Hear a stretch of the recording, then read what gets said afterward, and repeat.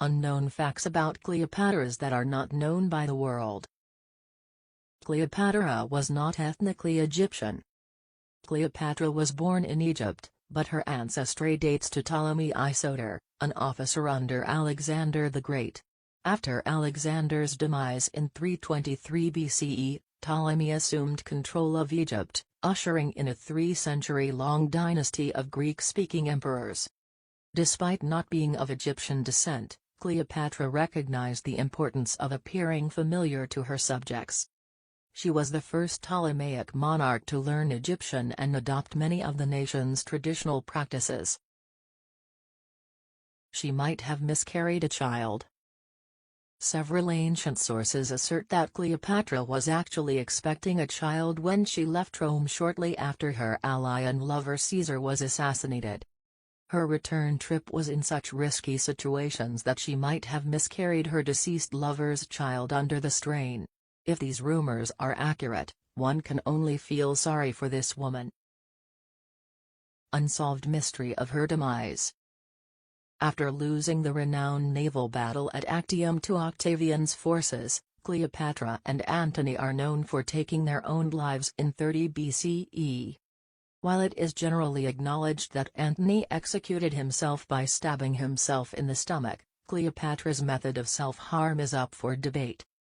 According to some, she persuaded an asp viper or Egyptian cobra to bite her arm, which is contrary to what other historians believe. Many academics now believe that Cleopatra executed herself using a pin that had been dipped in some kind of potent poison because she was known to hide a lethal poison in one of her hair combs. She had 4 children, but only one survived to adulthood.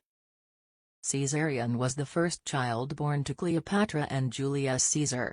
Along with another son, Ptolemy Philadelphus Antonius, by Mark Antony, she also gave birth to identical twins, Alexander Helios and Cleopatra Selene. Later on, Cleopatra Selene was crowned monarch of Mauretania. The lives of Cleopatra's other 3 children with Mark Antony were spared, but Caesarion succumbed to Octavian's orders. Alexander, who was 10 years old, and Ptolemy Philadelphus Antonius, who was 4 years old, were instead transported to Rome and placed in the custody of Octavian's sister, Octavia, to whom Mark Antony was still married. A few years Alexander Helios and Ptolemy Philadelphus Antonius vanished and it was believed that they were executed by the orders of Augustus. The only survivor was Cleopatra Selene. She was married to King Juba II of Mauretania and gave birth to at least one child, Ptolemy Philadelphus, who was probably named after his mother's younger brother. Along with Jubas, her likeness was minted on coins, indicating that she shared power equally with him. She was probably not a ravishing beauty. Although Cleopatra is portrayed romantically as an appealing goddess, most contemporary accounts claim that she had a somewhat masculine appearance with a long nose. However, she made up for her lack of classical features with charm, wit, and intelligence. More than anything else, Hollywood movies contributed to the pharaoh's reputation as a stunning beauty. She married both of her brothers. Ptolemaic dynasty royals married within the family to maintain the purity of their bloodline and to consolidate their power. It's likely that Cleopatra's parents were brothers and sisters because many of her ancestors had relationships with cousins or siblings.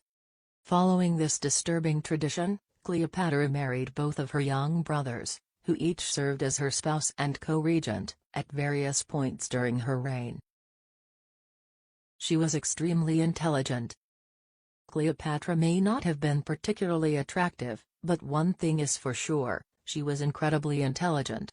Cleopatra is thought to have been a polyglot who could speak close to 12 languages, despite Roman propaganda portraying her as an oversexed temptress. She received training in astronomy, philosophy, oratory, and mathematics.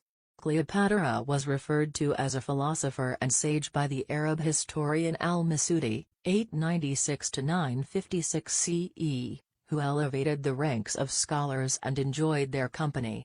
Additionally, he claimed that she wrote a number of books on medicine, charms, and cosmetics. In the piece of writing she titled Cosmetics, she suggested remedies for dandruff and hair loss. Her voice is what captured Caesar's heart. Upon their first meeting, as Cleopatra and Caesar spoke in Greek, it was explained that the true elixir that seduced and ensnared Caesar was just her voice. As the Roman author Cassius Dio had stated at the time, no sooner had Caesar seen her and heard her speak than he was immediately fascinated. Cleopatra had a stylist. Eras, Cleopatra's personal makeup artist, was responsible for her iconic black kohl eyeliner.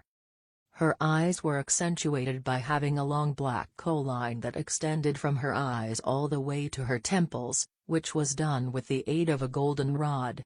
The Egyptian court's top makeup artist, Eras, later rose to become the queen's most trusted advisor. During the renowned Battle of Actium, she remained by Cleopatra's side, and in the end, she passed away in Eras's arms in 30 BC.